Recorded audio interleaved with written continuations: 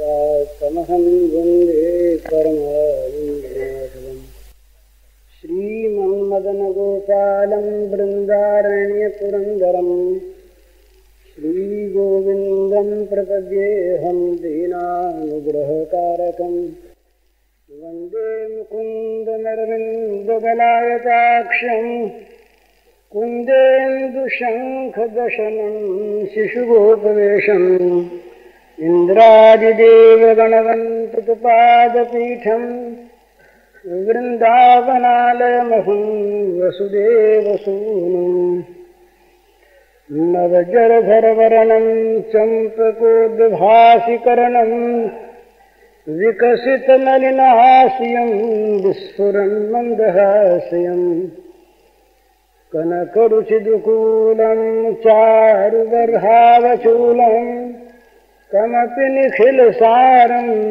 नौमि गोपीकुमारम् वंशीविभूषितकरार्णवनीरदाभात् पीताम्बरागरुणबिम्बफलाधरोष्ठात् पूर्णेन्दुसुन्दरमुखादरविन्दनेत्रात् कृष्णात् परं किमपि तत्त्वमहं न जाने। श्रीहरिः अखिल चराचर विश्व के रूप में अभिव्यक्त श्री भगवान के नाते आप सबके चरणों में मेरा नमस्कार है।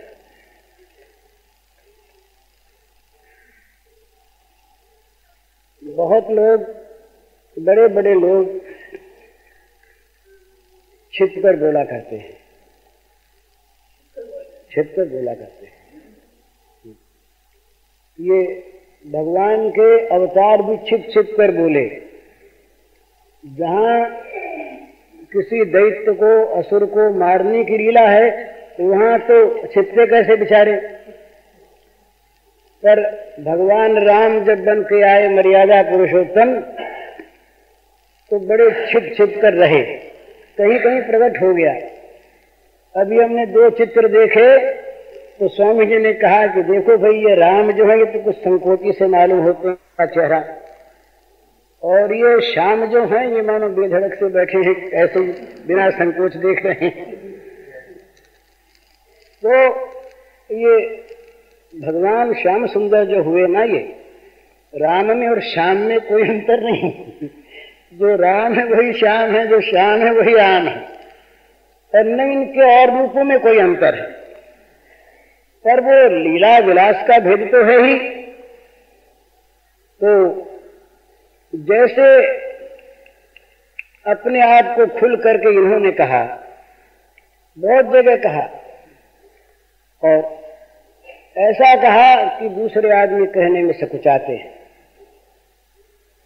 और ये तो जानते ही थे कि भगवान अंतर्यामी हैं, सर्वज्ञ हैं, त्रिकालज्ञ हैं, कोई बात छिपी तो है नहीं कि गीता का सर्वत्र प्रचार होगा। ये तो जानते थे कि नहीं जानते थे? जानते थे ही। अब अर्जुन के सामने छिपा छिपी होकर के बात कही बहुत। अभी स्वामी जी कह रहे थे ना, गोपनीय। पर जानते थे कि लोग तो जानेंगे ही, पर इनको जानने की परवाह नहीं, बेशर्म आदमी है। अपने मुंह अपनी तारीफ, और इतनी बड़ी तारीफ कि सारे धर्मों की अवहेलना करने की आज्ञा। ये महाराज, ये इसीलिए टीकाकार लोग बहुत डरते हैं, और उनका डरना सच्चा है कि लोग धर्म तो छोड़ देंगे और शरणागति उनकी होगी नहीं तो दोनों तरफ से मारे जाएंगे। तो वो टीकाकार ठीक कहते हैं, और वो अर्थ भी स्वारस्य युक्त है कि भाई धर्मों के त्याग की बात नहीं, धर्म के आश्रय के त्याग की बात है, एक आश्रय ग्रहण के बाद। पर यहाँ शब्दों में कोई गड़बड़ी नहीं है। एक धर्म एक व्रत नियमा, काय वचन मन पति पद प्रेमा। ठीक इसी भाव से वो कहते हैं खुला खुला महाराज कि सब धर्मों को छोड़ दो। परित्यज्य सर्वधर्मान, कहीं इसके अर्थ में गड़बड़ी हो तो बताइए। सब धर्मों को छोड़कर धर्मों के रहते शरणागति होती नहीं।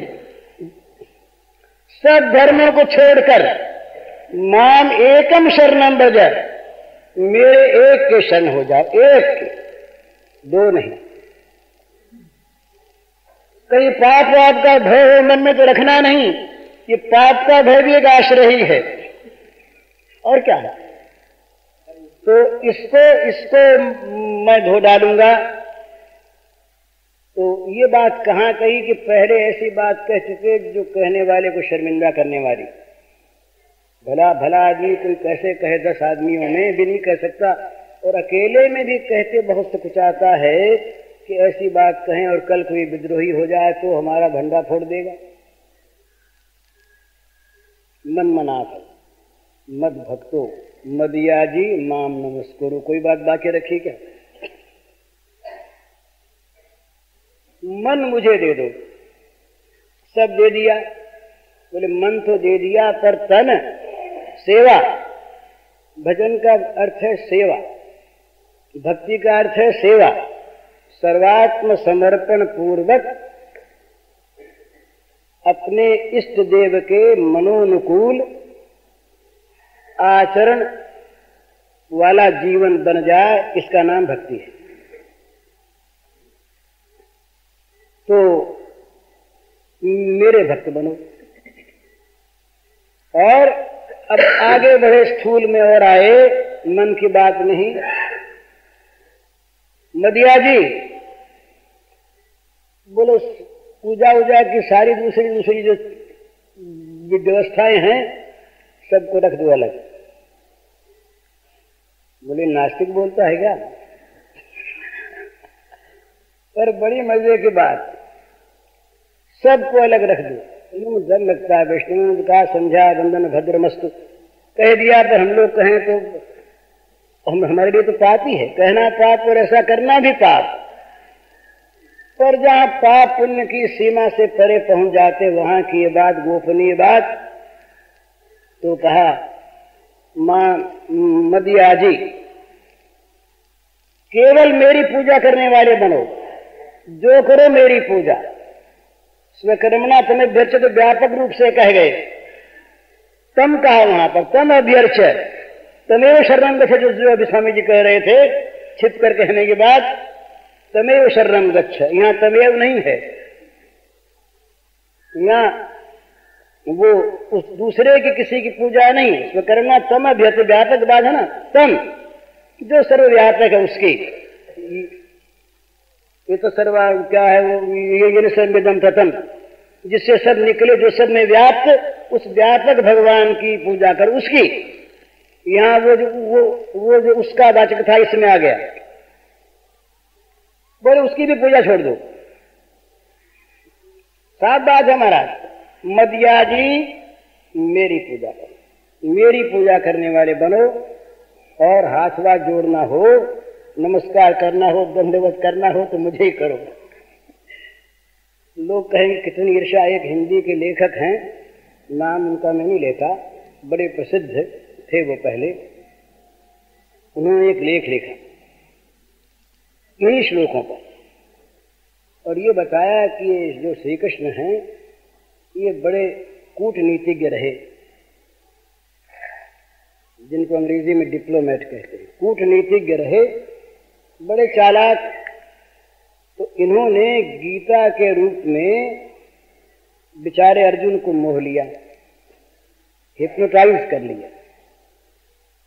और हिप्नोटाइज करके, मोह करके, और अंत में सब जब वो देखा कि अब ये बिल्कुल हमारे बस में हो गया, तब अपनी बात कह दी स्वार्थ की कि मेरी पूजा कर और मुझे हाथ जोड़ और मैं कहूं सो कर, और मेरा भक्त बन जा और मन मुझे दे दे। तो उस बेचारे से कहलवा लिया आखिर कि तुम जो कहोगे सो करूंगा। और इसका था, इसके मन में थी बड़ी बुरी अभिसंधि। ये देखता था कि ये हमारे यादवों के समान कोई वीर न बना रहे। तो ये गूढ़ नीति इसकी। तो देखा कि ये जब लड़ेंगे आपस में कुरु पांडव तो तमाम राजा आ जाएंगे, सब मर खप जाएंगे, हम ही बड़े रह जाएंगे। इस दुर्भिसंधि से कृष्ण ने ये सब जाल रचा। ऐसा वो भूल गए, कहने वाले भूल जाते हैं, फिर यादवों को किसने मरवाया अपने कुटुंब वालों को किसने मरवाया? फिर जब गांधारी ने शाप दिया तो कहा तथास्तु, ठीक, माता तुम्हारा शाप सफल हो, मैं चाहता था कैसे ये मरे तुम निमित्त बन गई, बड़ा अच्छा हुआ। तो ये बात समालोचक लोग नहीं ज्ञान में रखते। तो मतलब कहने का ये कि इतना खुलकर बोले, और जगह जगह, एक जगह नहीं, इन्होंने तो ऋषियों के द्वारा पूजा भी स्वीकार की, पूजा करते भी रहे और स्वीकार भी करते रहे, कहते रहे, सब कहने लगे, जहां मौका लगा वहां कह दिया कि हम वो हैं भला। और गीता में तो महाराज खुल गए, वो सारे इदम को अपने में ले लिया, ये भी मैं और वो भी मैं। जिस आत्मा को अहम कहते हैं, स कहते हैं, वो भी मैं, और जो दिखता है इदम प्रपंच, ये भी मैं, मेरे सिवा कुछ है नहीं, मैं ही खेलता हूं और मुझ में ही खेलता हूं। और ऐसा नहीं कहा, ये और विशेषता है कि वो व्यापक रूप से खेलता हूं, नहीं, मैं श्री कृष्ण श्याम सुंदर नटवर बपू, ये मैं नए नए स्वांगों में खेलता हूं। तो इस प्रकार के ये लीला बिहारी भगवान। तो यहाँ ये परम गोपनीय की बात हो रही, सर्वगुह्यतम। स्वामी जी कह रहे थे अपने को तो ये सब रहस्य तो पता ही, तो सर्वगुह्यतम का यही मालूम होता है रहस्य, ऐसा दिखता है। भगवान का रहस्य तो भगवान जानते हैं, जो जानने का अभिमान करते हैं वो सब अज्ञानी है। तो वो तो वही जानते हैं, पर अपनी अपनी आंख से आदमी हर एक चीज को देखता है, और उसकी आंख ठीक है, उसके लिए उसकी आंख ठीक। तो ऐसा मालूम होता है इस सर्वगुह्यतम का कि भगवान ये चाहते हैं कि भाई मेरे साथ यदि किसी को प्रीति करनी हो, मुझसे यदि किसी को प्रेम करना हो, तो जगत के सारे कर्तव्य अकर्तव्यों से उठना पड़ेगा, जगत के सारे भयों से और सारी आशाओं से मुक्त होना पड़ेगा, जगत की सारी क्रियाओं से और अक्रियाओं से अलग होना होगा, क्रिया और अक्रिया दोनों में उसका पूजन, त्याग और भोग दोनों से उसका पूजन, छोड़ने और करने दोनों से उसका पूजन। उसके सिवा जीवन में कभी किसी समय कोई दूसरा, न तो अपना, न कोई प्राप्तव्य और न कुछ करने योग्य वस्तु, प्राप्त करने योग्य वस्तु, सेवन करने योग्य वस्तु, बस एकमात्र परम प्रेमास्पद भगवान और मैं। कल शाम को किसी ने प्रश्न किया था, उसका उत्तर तो देना बनता नहीं, प्रेम वैचित्र्य की क्या दशा होती है ये प्रथम तो मैं जानता नहीं, तो जितना कुछ कह सकता हूं वो समझ में आना मुश्किल। लेकिन उसके कुछ नजदीक की बात, भगवान के प्रति समर्पण जब होता है इस प्रकार और इस प्रेम के राज्य में, तो वहां एक समुद्र होता है प्रेम का। ये जरा ध्यान से देखिएगा, एक समुद्र होता है प्रेम का, नारायण नारायण। वो समुद्र जहां उसका तल है वहां तो वो सर्वथा प्रशांत है, तल में सर्वथा प्रशांत है, वहां पर न विक्षोभ है, न तरंग है, न लहरियां हैं। परंतु वो समुद्र, वो जो प्रशांत महासागर है, ये आज वाला प्रशांत महासागर नहीं, पैसिफिक सी नहीं, ये नहीं, वो जो प्रशांत महासागर है वो इतना विलक्षण है कि उसी सागर में अनवरत नित्य नव तरंग मालाएं नाचती रहती हैं। तो वो जैसे शांत है, इसी प्रकार वो नाचने वाला भी है। वो जैसे अनंत है, उसी प्रकार अंत की लीला करने वाला भी है। वो जिस प्रकार अगाध भी है, वो छलकने वाला भी है। वो जिस प्रकार निस्तब्ध है उसी प्रकार वो महान बोलने वाला भी है। विरुद्ध धर्माश्रयत्व एक साथ एक समय जिसमें रहे उसका नाम भगवान। इसका संकेत है उपनिषदों में, वेदों में, अनुरणीया महतो महीयान, जो बोले भी और न बोले भी, जो चले भी और न चले भी, जो खाए भी और न खाए भी, जो व्यक्त भी और अव्यक्त भी। इस प्रकार विरुद्ध धर्माश्रयत्व जिसके अंदर नित्य वर्तमान है, अमुक ऐसा ही ये नहीं कहा जा सकता, ऐसा भी वैसा भी, और ऐसा वैसा जो हमारे ध्यान में ना आवे वैसा भी। हमने ऐसा कह दिया और वैसा कह दिया तो ये भी हमने उसको बता दिया कि वो ऐसा है। हमारी बुद्धि के आकलन में जो वस्तु आ गई, ये बुद्धि ग्राह्य का अर्थ ये नहीं है कि बुद्धि में ब्रह्म आता है। बुद्धि ग्राह्य मतीन्द्रियम, ये अतीन्द्रिय ज्ञान जो है, ये जो ज्ञान होता है भगवान का, ये अतीन्द्रिय होता है, इंद्रियातीत होता है। तो वह बुद्धि ग्राह्य का अर्थ क्या है? बुद्धि ये समझती है कि वह अतीन्द्रिय है, इतना ही। बुद्धि उसकी अतीन्द्रियता का परिचय पाती है, उसके स्वरूप का नहीं। यदि प्रकृति से उत्पन्न बुद्धि उस ब्रह्म के स्वरूप का आकलन कर ले, उस बुद्धि में यदि वो रूप समा जाए, सब जगह समाया हुआ, पर यूं अगर समा जाए बुद्धि में तो बुद्धिजन्य हुए तो वाचा निवर्तन्ते अप्राप्य मनसा सह। ये श्रुति है कि जहां पर वाणी, वाचा और मन से बुद्धि भी है, मन से चित्त भी है, ये सब जहां से लौट आते हैं जिसे न पाकर, और निषेध मुख से जिसका वर्णन करते हैं, ये भी वो नहीं, ये भी वो नहीं, ये भी वो नहीं, उसका आकलन कौन करे, उसको बतावे कौन, वो किसकी बाणी में। तो ऐसा एक निर्देश कहा जाता है, ये केवल वो एक दिखाने के लिए, बतलाने के लिए कि ऐसा भी और वैसा भी, और ऐसा वैसा जो नहीं कहने में आता वो भी।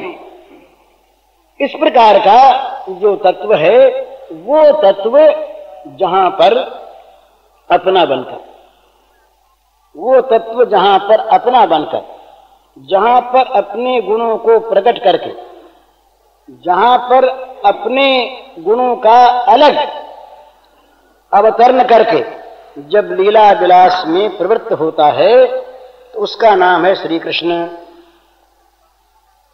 उसका नाम श्री कृष्ण। तो अतएव ऐसा वैष्णव फिलॉसफी जो है ना, वैष्णवों के दर्शन, ये देखने से ऐसा मालूम होता है कि उन्होंने बड़ा विचार किया है। विचार की धारा अलग, विचार की दृष्टि अलग। वो लादिनी, संधिनी और संवित, तीन शक्तियां उन्होंने, ये विष्णु पुराण में भी आया है।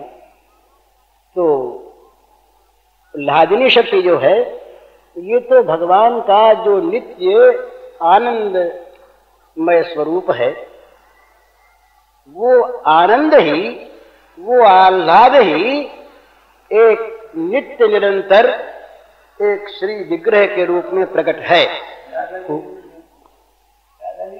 हुआ नहीं, वो नित्य प्रकट है, और वो नित्य उद्वेलित है, वो नित्य उच्छ्वसित है, वो नित्य उच्छलित है, वो नित्य लीलापरायण है। वो आनंद नाचने वाला आनंद, वो शांतानंद ही नहीं, उच्छलित आनंद भी, वो नर्तनानंद भी, वो संगीतानंद भी, वो विरह आनंद भी, वो मिलनानंद भी। इस प्रकार एक वो आनंद, आह्लाद जहां प्रकट है, उस प्रकट आह्लाद के श्री विग्रह का नाम है राधा।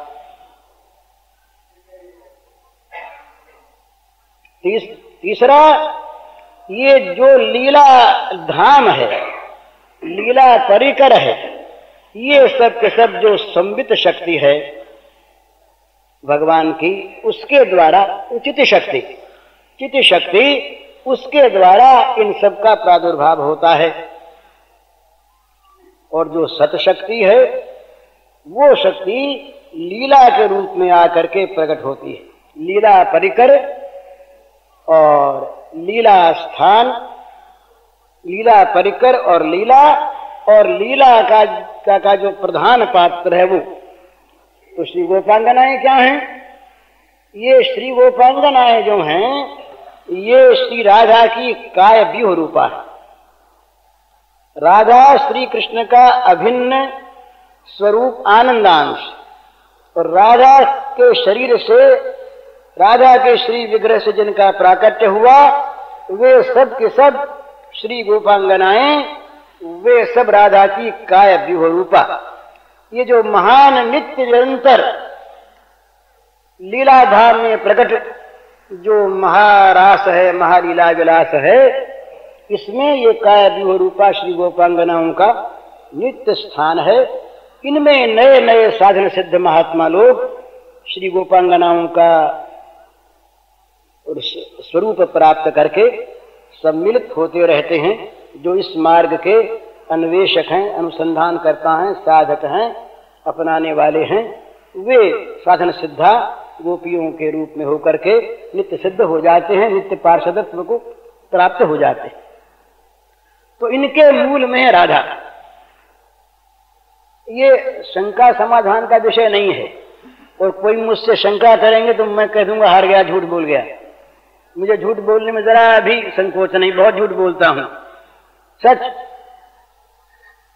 तो इसलिए जरा भी कोई अपने लिए कोई बात नहीं, तो हाँ, शंका समाधान की कोई बात नहीं। जो सुनना चाहें वो सुने, न सुनना चाहें न सुने, और सुनकर के मिथ्या माने, अवश्य मिथ्या माने, कोई आपत्ति नहीं, मनवाने की आवश्यकता नहीं। तो ये मैं कह यह रहा, तो कह मैं ये रहा था कि ये जो लीला विलास है, सच्चिदानंद का लीला विलास, इस लीला विलास में जो प्रधान नायिका हैं वो है श्री राधा जी। अब उन राधा जी में जहां जहां पर जिस जिस रस का उन्मेष है, होना आवश्यक है, वो सब होता है। उसके 8 रूप माने। पहला रूप है व्यापक, उसका नाम है प्रेम। प्रेम का अगला स्तर है, उसका नाम, ये सब पारिभाषिक नाम है इनके, बहुत बड़े बड़े इनके व्याख्यान हैं, इनके स्वरूप का निर्णय है। फिर होता स्नेह। ये स्नेह नहीं, हम जिसको स्नेह कहते हैं प्रचलित भाषा में, जो गुरुजनों का और अपने छोटों के प्रति होता है स्नेह, वो नहीं। ये प्रेम का एक परिष्कृत रूप होता है स्नेह। स्नेह के बाद तीसरा रूप होता है मान। इस मान का नाम सुन के डर जाते हैं लोग, मान। मान के बाद चौथा रूप होता है प्रणय। प्रणय के बाद 5वां रूप होता है राग। 6ठा रूप होता है अनुराग। 7वां रूप होता है भाव, और 8वां रूप होता है महाभाव। ये भाव और महाभाव दोनों प्राय एक ही हैं, परंतु भाव का जहां पूर्ण विकास है, गोपी से जहां राधा भाव की परिणति है, वहां भाव है। उस भाव में फिर 2 चीज और प्रकट होती है, जिनका उस प्रेम शास्त्र के अनुसार उनके नाम है मादन और मोहन।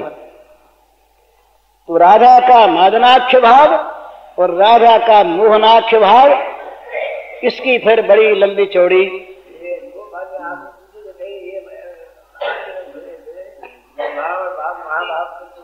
ये लंबी चौड़ी व्याख्या है इसकी, मादन और मोहन की। एक आज सुनाता हूं। मादनाख्य भाव में जब अपने में दैन्य का अनुभव होता है, बड़ा, तो एक घटना, श्री कृष्ण चले गए मथुरा। गए, जाने के बाद क्या होता है इनके भावों में कि ये समझती हैं कि अब कुछ रहा नहीं, श्री कृष्ण अब मिलने के नहीं। मिलने के नहीं। तो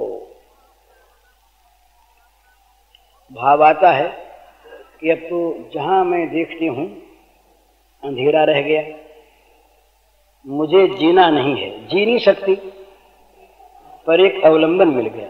क्या मिल गया कि वो श्री कृष्ण का कृष्णपना नहीं, काला रूप नहीं। जहां तम है, जहां अंधकार चारों तरफ दिखता है, ये अंधियारी जो एक है, अंधियारी, ये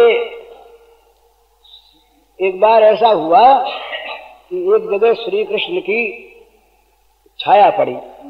उस छाया में जो कालिमा थी, उस कालिमा ये पूर्व रात के समय के बाद तो श्री कृष्ण तक तो पहुंच नहीं सकी राधा जी, कई तरह के विघ्न थे।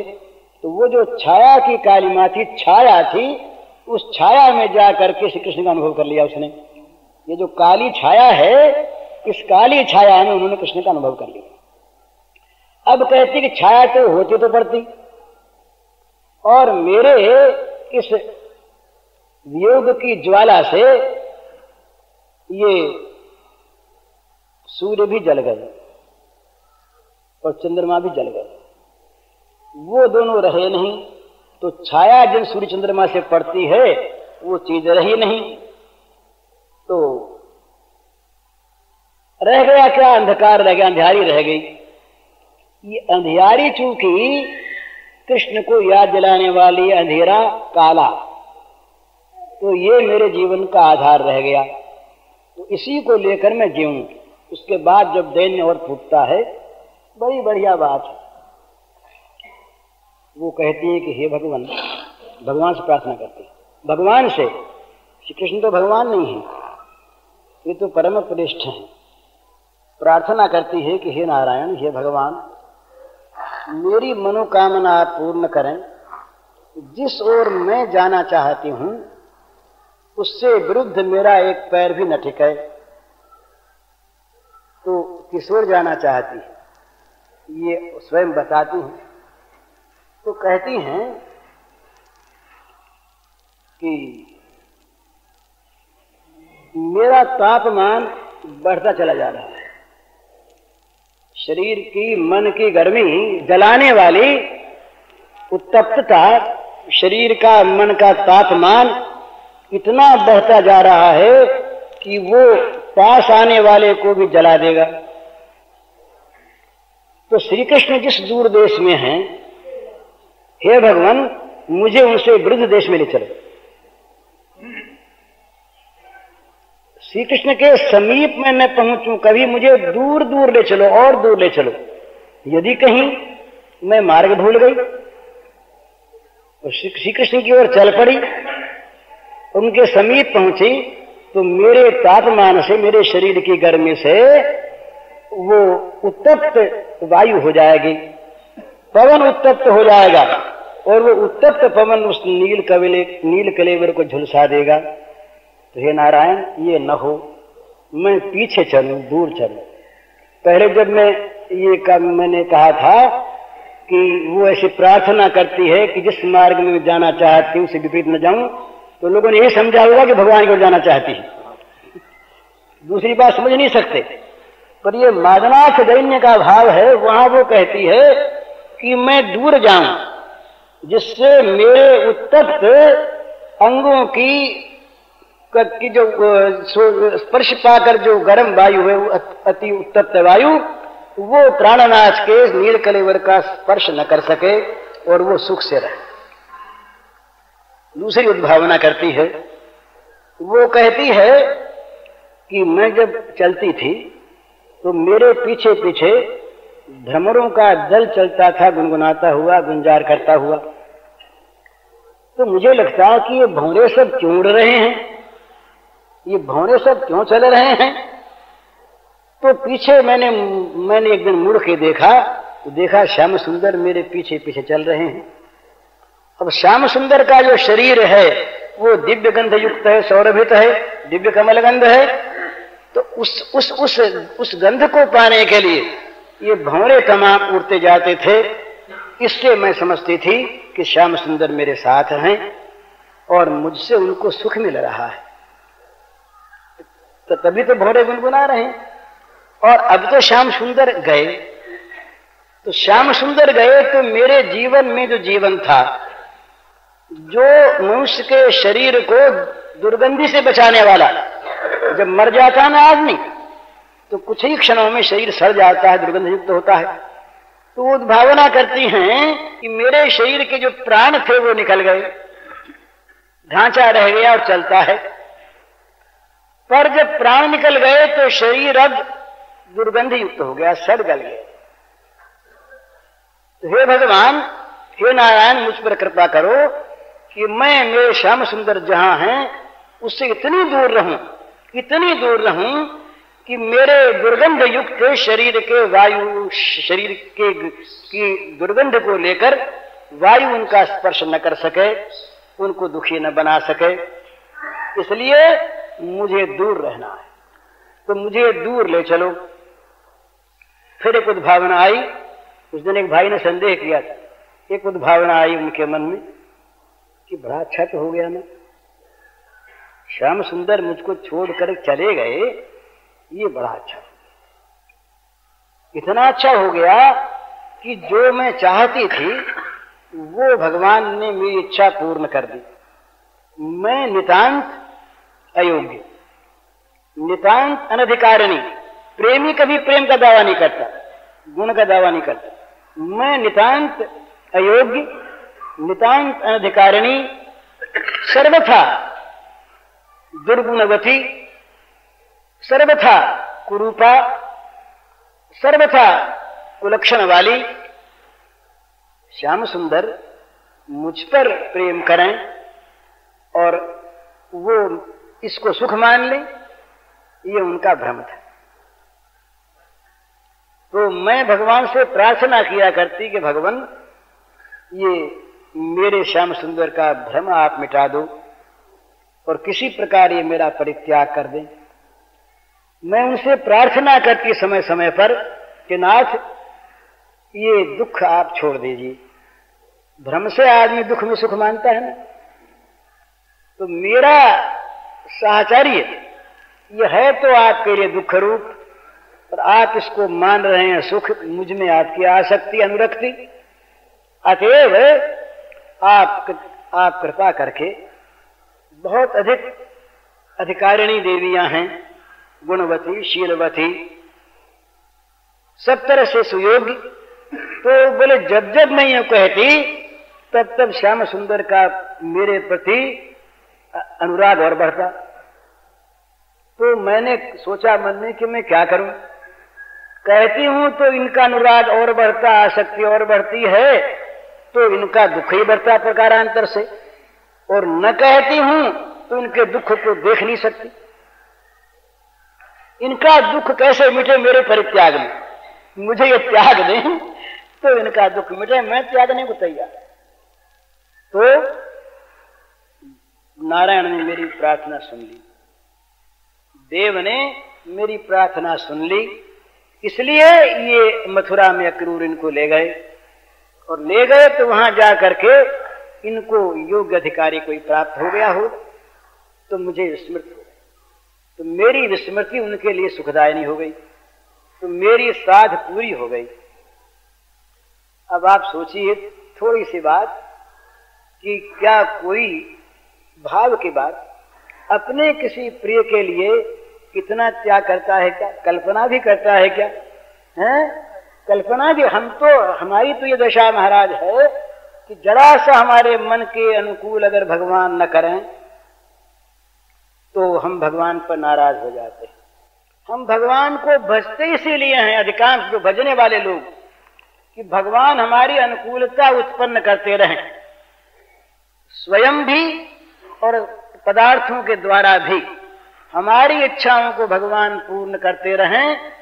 इसलिए हम भगवान को भजते हैं। कहीं बदले में दुख दे दें तब तो फिर भगवान की आवश्यकता रहती नहीं। पर पद पद पर हम नित्य निरंतर उपासक लोग, भगवान की भक्ति अपने को करने वाले, हम जो मानते हैं अपने को, ऐसे लोग, विरक्ति अपने में मानने वाले लोग, जहां कहीं भी प्रतिकूलता देखते हैं, जरा सा कहीं मान भंग हो गया और कुछ नहीं सही, किसी ने हमारा आदर नहीं किया। इस विष्टा मूत्र के भांड का है क्या इसमें? इसमें भरी कौन सी बढ़िया चीज भरी है जिसको लेकर अब हम अभिमान करें? जीव गोस्वामी ने कहा कि मूत्र से बना हुआ शरीर और विष्टा बन जाने वाला शरीर, जिसको खा जाएंगे कोई जानवर तो विष्टा बन जाएगा, उसको लेकर हम गर्व करें, उसको लेकर हम ये कहें कि हम कुछ बड़े हैं, हमारे अंदर किसी प्रकार का कोई महत्व का पदार्थ है, और इस शरीर का जहां कहीं सम्मान नहीं हुआ, आराम नहीं मिला, और इस शरीर के कल्पित नाम की जहां पूजा नहीं हुई, हम भगवान को कोसते हैं, हम वहां के लोगों को असभ्य मानते हैं, असंस्कारी मानते हैं, प्रेमी नहीं मानते, सत्संगी नहीं मानते। हम जाएं कहीं सत्संग के लिए महाराज, जाएं कहीं, भूख रहती है ना, अलग अलग वासना होती है, खाने की वासना, पहनने की वासना, सोने की वासना और बोलने की वासना है। वो हमारे एक मित्र हैं साहित्यिक, वो बड़ी मधुर भाषा में कहा करते हैं, बोले भाई क्या करें, बुलास लग गई, जैसे प्यास लगती है तो बुलास लग गई, अब बोले बिना रहा जाता नहीं।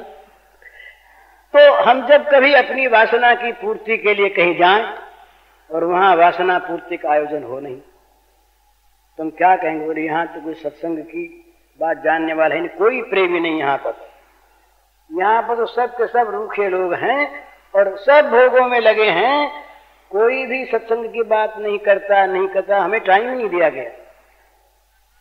माने ये सब असत्संगी क्यों हैं, अप्रेमी क्यों हैं, रूखे क्यों हैं, इनमें सभ्यता क्यों नहीं? एक ही उत्तर है कि इन्होंने हमारा मान नहीं किया। और क्या बात, सीधी बात है, इन्होंने हमारा, तो अपने भगवान को हम सुनाते होते। तो दूसरी चीज, एक बार की बात है कि तानसेन रहे, ये बड़े संगीतज्ञ रहे, बड़े भारी संगीतज्ञ। तो ये अकबर के सामने एक बार मलार राग गाया इन्होंने, अकबर उसको सुनकर विह्वल हो गए और बोले तुमने कहाँ सीखा ऐसा, इतना बढ़िया कोई गा नहीं सकता। तो उन्होंने कहा, तानसेन ने कहा कि महाराज मैं कुछ नहीं गा सकता, मेरे गुरुजी जो हरिदास महाराज वो जैसा गाते हैं वैसा तो आपने कभी सुना ही नहीं, मैं तो उनके सामने जैसे सूर्य के सामने जुगनू ऐसा हूं। तो बोले उनका सुनाओ। बोले उनका सुनाना हमारे हाथ थोड़ी है, आपके हाथ थोड़ी है, आप उनको बुलावा भेजे, वो आपके दरबार में आ जाए, ऐसे तो वो है नहीं, हम तो आ जाए। तो बोले क्या करें, हम तुमको सुनना है। तो बोले फिर ये काम करो, थोड़ी देर के लिए बादशाह को भूल जाओ और सादे कपड़े पहन करके साधारण आदमी वास्तव में बन जाओ, हमारे साथ चलो तो कोई मिसल बैठा देंगे, कोई व्यवस्था करेंगे। तो सुनने की इच्छा थी अकबर की, अकबर साथ हुए, जैसा कहा वैसा ही महाराज की कुटिया के पास पहुंचे। तो अकबर से कहा कि इस पेड़ के नीचे बैठ जाओ, अलग समीपी पेड़ था बाहर कुटिया के, यहाँ बैठो और मैं जाके व्यवस्था करता हूँ। गए वहां, वो अपना भगवान की प्रेम समाधि में मस्त थे। कुछ देर के बाद उनकी प्रेम समाधि टूटी। बोले तानसेन अच्छे हो, कैसे आ गए? तो बोले महाराज ऐसे आ गया, उस दिन जो आपने सुनाया था ना वो मुझे ठीक याद नहीं रहा, मैं फिर सुनना चाहता हूँ। तो बोले सुनो, लाओ एक तारा। लिया एक तारा, लगे सुनाने। अब अकबर तो मूर्छित हो गए, अकबर मूर्छित हो गए सुन करके। उनको तो जो चीज आज मिली श्रवण करने को, वो कभी जीवन भर में बड़े बड़े गवैये आए, बड़े बड़े संगीतज्ञ, कलाविद, अच्छे कंठ वाले आए, पर उनको ऐसा सुख नहीं मिला आज। तो जब ये बाहर आए, अकबर को चेत हुआ, अकबर से बात हुई। तो अकबर ने कहा कि तानसेन तुम बड़े गवैये हो, तुम ऐसा नहीं गाते, क्या बात? तो बोले महाराज बात ये है कि वो सुनाते हैं भगवान को, मैं सुनाता हूँ आपको, मैं सुनाता हूँ आपको, वो सुनाते हैं भगवान को, यही अड़चन है। तो महाराज ये बुलास और चीज है और भगवान का गुणगान और चीज है। वो तुलसीदास ने इतना बड़ा ग्रंथ रचा, पर भूमिका में कहते हैं स्वांत सुखाय तुलसी रघुनाथ गाथा भाषा निबंध मतिमंजुलमा करोति स्वांत सुखाय। स्वांत, इसके द्वारा इस बहते हुए अमृत से कोई लाभ उठा ले, कोई नहा ले, पर मेरा ग्रंथ ऐसा हो जिससे जगत का उपकार हो, भला हो। इस प्रकार की किसी वासना को प्रेमी संत नहीं रखते। उनका संबंध तो रहता अपने भगवान से। वो अपने भगवान के सामने कभी रोते हैं, कभी गाते हैं, कभी उनकी तारीफ करते हैं, कभी चरित्र गाते हैं। अब इस पिंजरे में बैठे पक्षी के गान को कहीं उड़ता हुआ पक्षी कोई सुन ले, कोई याद कर ले, वो अलग चीज है। पर ये तो अपने पिंजर में आबद्ध है, अपने भगवान को लिए हुए, उसी को सुनाता है। लेकिन ये जहां पर वासना हमारे मन में है, वहां पर हमारा जरा सा भी अनुकूल पन नहीं दिखता, मान नहीं मिलता। तुम भले लोगों को भी कह देते हैं कि बुरे लोग हैं, असंस्कारी हैं, असभ्य हैं, हमारा इन्होंने मान नहीं किया, हमारी बात सुनी नहीं, तो ठीक है। ये जो सुनाने जाए और उसके न सुनी जाए दुख हो ही, इसमें कोई उनका अपराध नहीं है। सुनाने जाए न सुनी जाए तो दुख होगा ही। पर ये प्रेमी भक्त जो हैं, ये दुनिया को सुनाने नहीं जाते। इस सर्वधर्मान परित्यज्य यही है महाराज। तो अर्जुन जो रहा ये दूसरे क्षेत्र में था, तो इसलिए उनके द्वारा जो काम करवाना था भगवान को वो करवाया यंत्रवत। यही मोह का नाश है। उन्होंने कहा कि मोह नाश हो गया। ये मान रहा था कि मैं ये करूं, मैं ये न करूं, यही तो मोह था। और मोह क्या था? उसको स्मृति आ गई, अरे मैं तो इनके हाथ का यंत्र है। ये स्मृति, ये यंत्री मैं यंत्र, ये कराने वाले मैं करने वाला, मैं ये कहने वाला कौन नहीं उससे, ये कहने वाला कौन मैं, नहीं लड़ूंगा, ये कौन मैं कहने वाला। कभी कठपुतली कहती है कि मुझे सीधा नचाओ, टेढ़ा न नचाओ, मुझे सुलाओ मत, खड़ी रखो, वो कभी कहती है क्या? वो तो अपने आप वो सूत्रधार के सूत्र के इशारे पर वो नाचती है बिना किंतु परंतु किए। तो ये स्मृति अर्जुन को आ गई कि मैं तो आया तो इस काम के लिए यंत्र बनकर, और बनने लगा यंत्री आपके समकक्ष। छह बात कही महाराज, बड़ी सुंदर। ये अर्जुन की जो स्वीकृति है, इस स्वीकृति में शरणागति का मर्म है। संक्षेप में मोह नाश हो गया। ये मोह नाश हो गया कि मैं कुछ करता कराता हूं, करने कराने वाला हूं, करूंगा कराऊंगा। ये जो था मेरा मोह, मैंने अपने को स्वतंत्र मान लिया। ये शरणागति जो है ना, ये परतंत्रता का साधन है। भला भगवान के परतंत्र हो जाना ये पारतंत्र का साधन है, ये स्वतंत्र नहीं। ये भगवान की परतंत्रता को स्वीकार कर लेना, ये शरणागति है। शरणागत स्वतंत्र नहीं होता कभी। अगर स्वतंत्र है, स्वतंत्र विचार है, स्वतंत्र कार्य है, स्वतंत्र इच्छा है, इच्छा भी स्वतंत्र नहीं, तो वो शरणागत नहीं, वो कुछ अलग लिए हुए है। उसने समर्पण पूरा नहीं किया, उसके समर्पण में कुछ कमी है। समर्पण करने वाला भी नहीं रहता समर्पण में। वो समर्पक अपने आप उसमें आके बैठ जाता है, तभी वो कह सकता है ता मन मनस्का मत प्राणः मदर्थे त्यक्त देहि कहा। नहीं, मन मनस्का नहीं कह सकता। भक्त कह सकता है कि हमने आप में मन लगा दिया, हमने आपको मन अर्पण कर दिया। पर भक्त कहते हैं, वो भगवान कहते हैं उसका मन है नहीं, मेरा मन उसका मन बन के बैठ गया। ये जो जहां भगवान कहते हैं वहां पूर्ण समर्पण है। वहां अपने आप की अलग स्वतंत्र इच्छा, स्वतंत्र सत्ता, स्वतंत्र मान्यता ये है नहीं। उनकी इच्छा से सत्ता है। मत प्राणा, मदगत प्राणा नहीं है।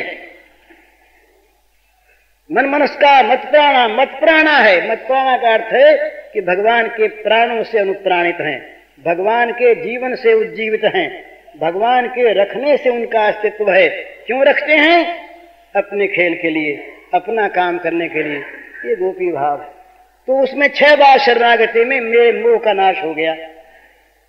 मेरा जो कर्तृत्व था ये नष्ट हो गया। तो क्या हो गया? याद आ गई बात। क्या याद आ गई? क्या आपके हाथ का यंत्र हूं, ये बात याद आ गई।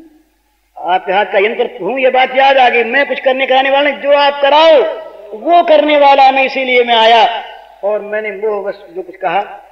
अब बोले तुमने बड़ा अच्छा किया भाई, इतनी तुमने साधना की, परम साधना कि जिससे तुम्हारे मुंह का नाश होगा, समर्थ्या की साधना की नहीं। बोले ना ना, तत्प्रसादात्।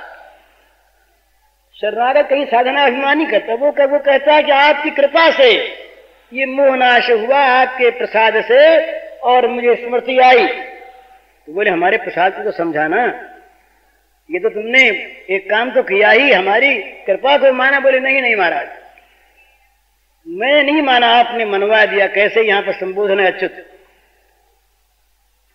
आप अपने स्वभाव से कभी च्युत नहीं होते, आप सुहृद हैं ना। हम चाहे न चाहें आप गले पड़कर भला करते हैं, हम चाहे न पीना चाहें आप गला पकड़कर अमृत पिलाते हैं। अच्युत हैं, आपका स्वभाव है। इसलिए यहां शरणागति में यह भी अनुभव नहीं, ये भी अनुभूति का अभिमान नहीं कि मैं आपकी कृपा को अपनी बुद्धि से, अपनी साधना से प्राप्त कर सका। जो कृपामय है उनकी कृपा तो सर्वत्र विकीर्ण हो रही है, विस्तीर्ण हो रही है। वो कृपा स्वाभाविक है, वो स्वाभाविक कृपा नहीं। अपनी कृपा से जासु कृपा नहीं कृपा आघाती, अपनी कृपा से उस कृपा ने मेरे मुंह का नाश कर दिया। तो क्या हो गया? जो होना था। दो ही चीज होनी चाहिए, भटकना बंद हो जाए, जहां पहुंचना चाहिए वहां पहुंच करके स्थिर हो जाए, स्थितोष्मी। और गत संदेह, जहां तक संदेह रहता है वहां तक भटकना बंद होता है।